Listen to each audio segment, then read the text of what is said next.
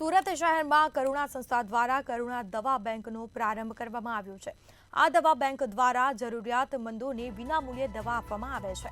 આ ઉપરાંત કેટલાક લોકો દ્વારા દવા ખરીદ્યા બાદ બચેલી દવા પોતે કરુણા દવા બેંકમાં આપે છે અને ત્યારબાદ આ દવા જરૂરિયાતમંદ સુધી વિતરણ કરવામાં આવતી હોય છે અને મફત દવા મેળવતા માટે ડોક્ટરોનું પ્રિસ્ક્રિપ્શન ફરજિયાત રજૂ કરવાનું રહે છે અને જેના 2 દિવસ બાદ દર્દીના સંબંધીને બોલાવી અને દવા આપવામાં આવે છે।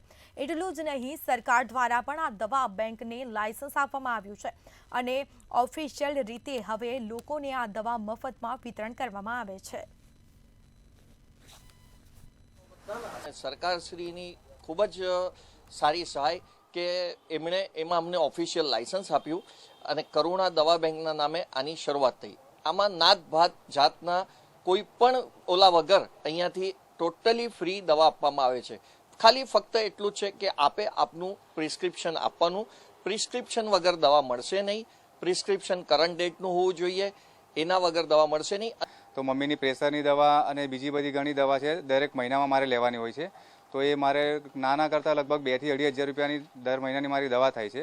તો અહીંયા આવીને મેં જોયું છે તો આ લોકો ફ્રી ઓફ કોસ્ટમાં દવા આપી રહ્યા છે, જે ઘણી સારી વાત છે, જે મારા માટે તો ઘણી મહત્વની, કેમ કે હું પણ એક મિડલ ક્લાસ વ્યક્તિ છું।